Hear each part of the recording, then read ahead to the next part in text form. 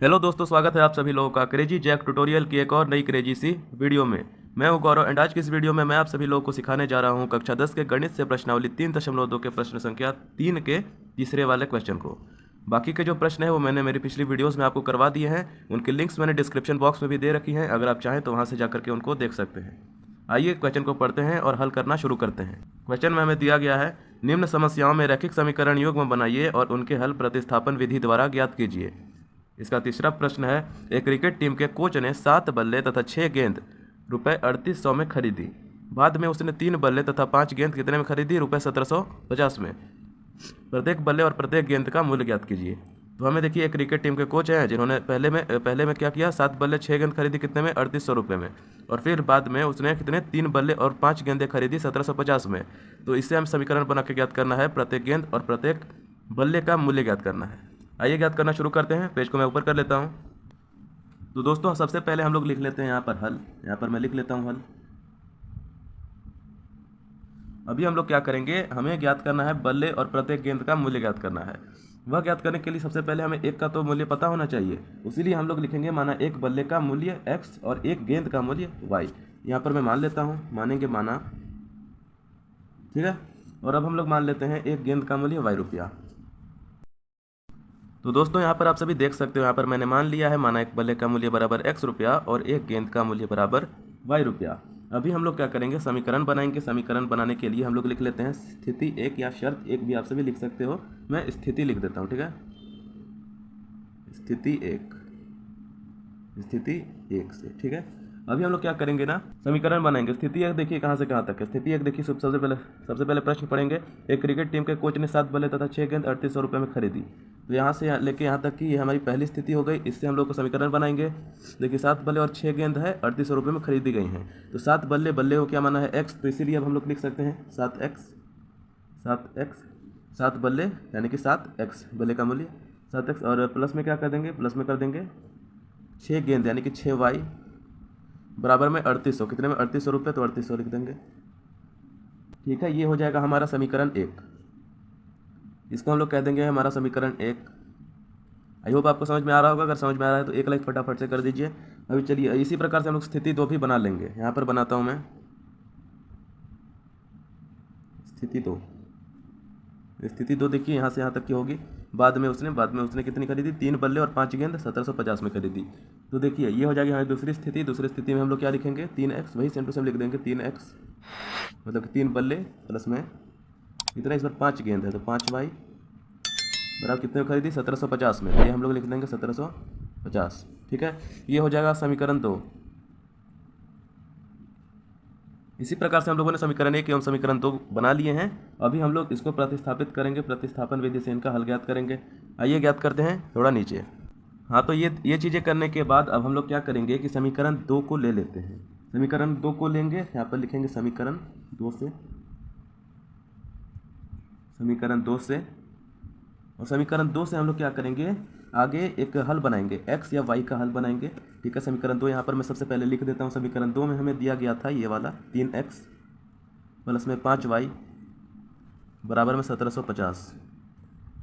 यह हम लोगों ने लिख लिया। अब इससे हम लोग एक अलग समीकरण बनाएंगे। सबसे पहले यहाँ पर लिख देता हूँ 3x और बराबर में कर देते हैं, ठीक है। बराबर करते हैं क्योंकि हमें x या y का मान निकालना होता है। मैं x का निकाल रहा हूँ तो 3x है, इसको हम लोगों ने सबसे पहले ले लिया, बराबर का साइन लगा दिया। अब क्या करेंगे कि हम लोग 1750 इधर लिखेंगे, ठीक है, क्योंकि बराबर में है ना। 5y बराबर से मतलब नहीं है 3x, और ये इस बराबर को हम लोग बराबर लिखा, इसीलिए 1750 पहले आ जाएगा। 1750 और ये 5y है, इसको हम लोग पक्षांतर करेंगे यानी कि पक्ष में अंतर करेंगे तो ये उधर साइड जाएगा, तो माइनस में जाएगा। माइनस का 5y हम लोगों ने लिख दिया। यह लिखने के बाद अभी देखिए, अभी x का मान नहीं आया है, 3x का मान आया है। तो x का मान निकालने के लिए हम लोग एक और चीज़ करेंगे। x बराबर में लिखेंगे 1750 माइनस में 5y, और ये चर है, चर के लेफ्ट साइड वाली संख्या बटे में आ जाती है, तो इसको हम लोग बटे में कर देंगे, ठीक है। बटे में क्या करेंगे, 3 लिख देंगे, ठीक है। ये हम लोगों ने लिख लिया। अब आइए आगे इसका और हल करते हैं। तो दोस्तों इससे हम लोगों ने यह जो बनाया, इसको हम लोग नाम दे सकते हैं समीकरण 3 दे सकते हैं, ठीक है। इसको समीकरण 3 दे सकते हैं, समीकरण 3। इसको नाम भी दे दिया, ठीक है। समीकरण 1, 2, 3 हमारे पास आ गए। अब हम लोग क्या करेंगे कि ये जो x का मान है ना, x का मान अब हम लोग रखेंगे समीकरण 1 में। तो सबसे पहले वाला था ना, वहाँ x की जगह पर हम लोग इसको रख देंगे। जैसा कि आप सभी देख सकते हो, ऊपर देखिए स्थिति 1 है, 7x + 6y। 1 मिनट, फोकस थोड़ा खराब हो गया था। देखिए यहाँ पर है 7x + 6y, 7x + 6y बराबर 3800। इसको सबसे पहले लिख देता हूँ। उससे भी पहले हम लोग लिखेंगे x का मान समीकरण 1 में रखने पर। इधर लिख देता हूँ x का मान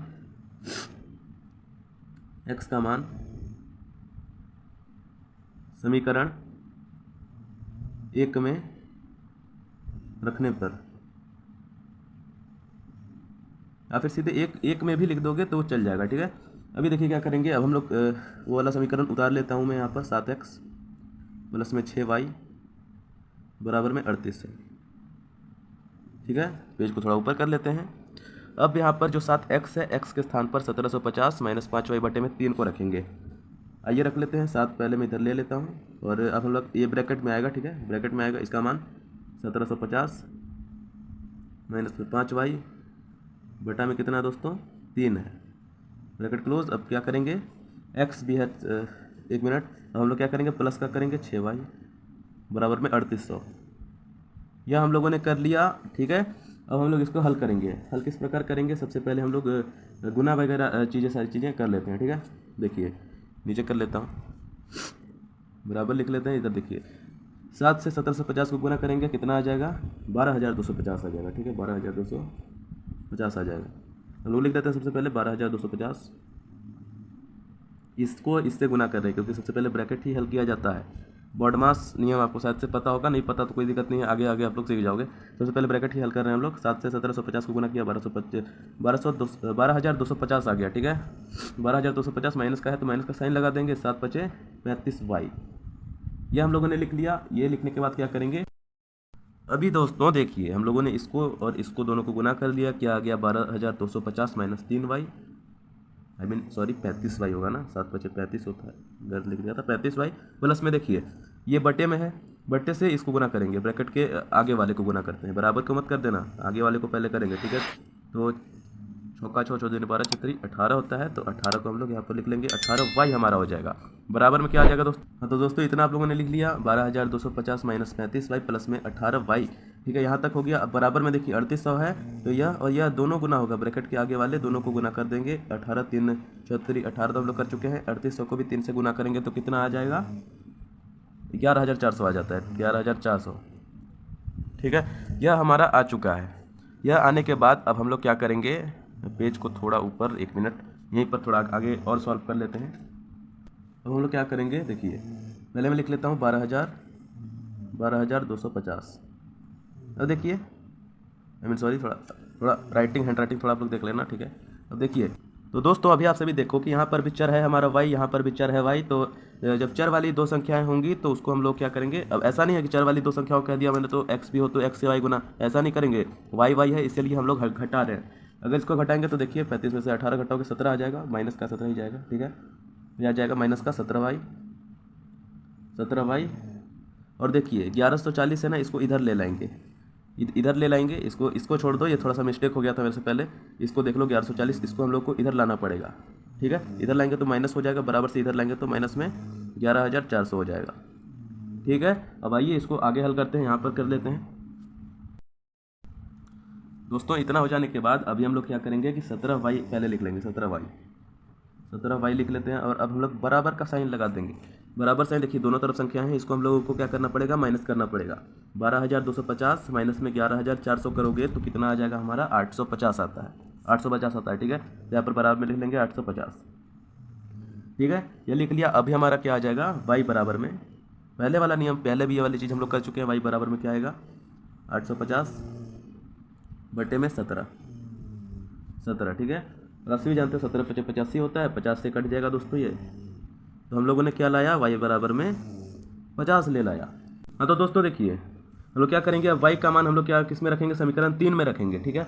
y का मान हम लोग समीकरण 3 में रख देते हैं। समीकरण 3 में y का मान रखेंगे। देखिए सबसे पहले क्या करते हैं कि समीकरण 3 में लिख लेता हूँ। समीकरण 3 में हमें दिया गया था x बराबर में 1750 माइनस में 5y बटे में 3 दिया गया है।